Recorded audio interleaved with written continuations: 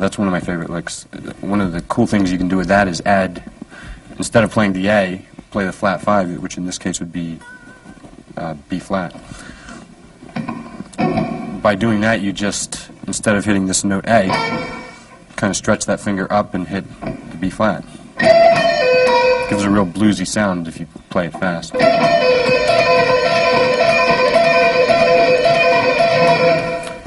And, you know, you can use that as part of a lick that descends or something. The cool thing about barring licks is just by pivoting the third finger, you can do the same picking but get different notes by you know, barring with the third finger too. What I'm doing here is I'm hitting down on the B string, up on the E, back down on the D, or the B string but the note D, pulling it off to a B, and then that same pull-off is also a hammer-on up to D again, but instead of hitting up on the E, this time I will have barred this finger. I'm hitting up on the note G. So let me just play it slow so you see what I'm talking about.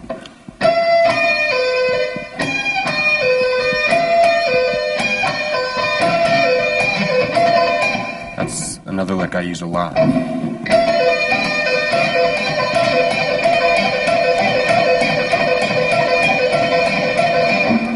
And again, you can add that note on the G string and just kind of come up with variations of that kind of idea.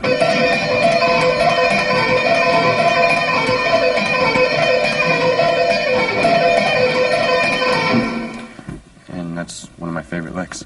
Another barring lick is that I use for kind of a bluesy thing is, we'll use this example in E too. Slide down to the 10th fret, bar these two notes, and hammer on from the A to the B on the B string, and then bar the third finger so you're hitting up on the note E,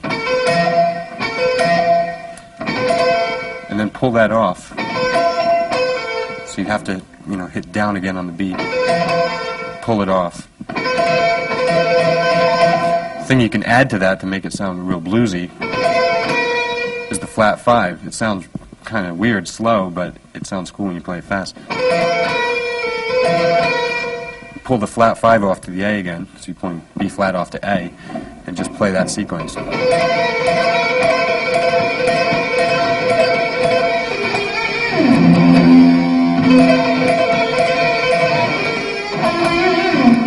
That's one of my favorite licks. Another blues lick that's barring sounds similar to that. This is kind of weird because you'll be barring with the second finger this time. Start on the flat 5, or the 11th fret of the B string. That would be the flat 5. Hammer onto the B, and then up on the note E. So the second finger is the finger that's barring. Hit back down on the note B, and pull it off. Then with your third finger, reach up and hit the D on the B string. The whole thing slow is going to sound like this.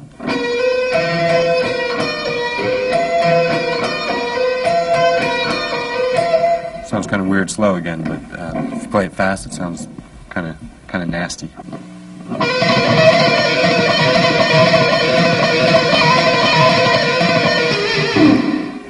One of my favorites. Take that same barring idea and use it on some of the other strings. You can go like right across the fretboard barring. That's another thing I do a lot, which is, let me just show you what it is. If I was in E, say E blues, start on the note A, and I'd hammer onto the B, and then bar with the third finger up on the note E. Then hit the B again, pull it off to A. Then just, at that point, after you've gotten down to the A, just do a simple pentatonic hammer-on to the B, to the D, and to the E. Let me just show it to you slow so you see what I'm talking about.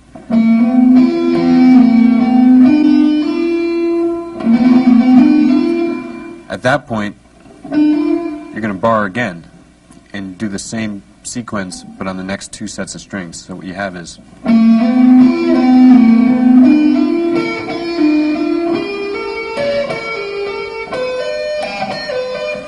The only weird part is when I hit that C sharp, and if I'm in E blues, then that note works. Technically, if we were doing the exact pattern all the way up, keeping it pentatonic, I should have hit the D, but I'm not going to do that because I want to keep it easy for me. And the last shape would be minor third distance with 3 frets. So the whole thing would sound like this.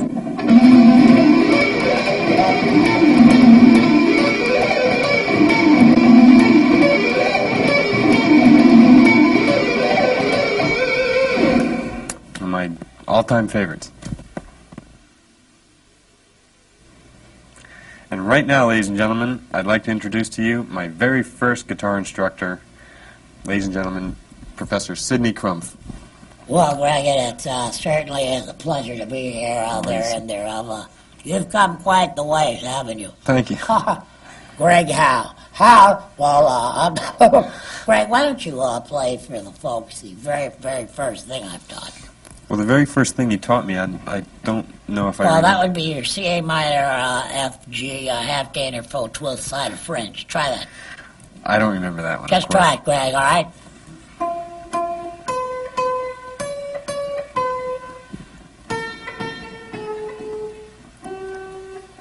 That last note. Try that, please. Is that it? That's close enough. Boy, has he come. Greg, all the best. I've got to get back to class now, and it certainly was a pleasure meeting, and bye. He's a great guy. I hope I see him again real soon, like within the next 20 years or so.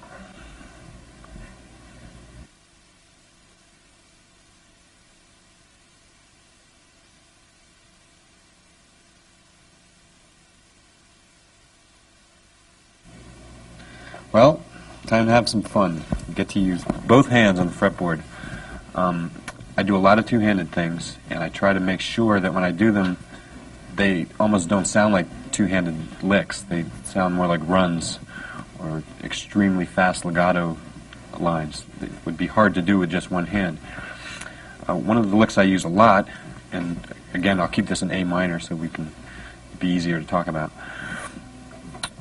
It's a triplet pattern that's I usually use it in a descending form, but let's go up to the Dorian position here in A minor. We'll start on the note D, and what you're going to do is position the left hand on D, E, and F, those 3 notes, and the lick will actually start on the note G with the right hand. I use my middle finger because I do a lot of things where I'm trading off back and forth between hammer-ons and picking and two-handed things, and so this way I don't have to think about what I have to do with the pick. Anyway, we'll start on G. You're going to play that note. That'll be the first note. You just tap it with the right hand. Pull it off, and you'll get the note F. Pull the F off to an E, and then re-tap the F with the right hand. It's going to be a triplet feel. You'll start hearing it. After you've tapped that F with the right hand, pull it off to the E, and then pull the E off to the D, and then re-tap the E. So far we have this. Right after that, to keep the triplets going, you're going to have to hammer on to the note C with the left hand. And then you're going to tap the note D with the right hand. So we had D on the E string the first time. This time we'll have it on the B string.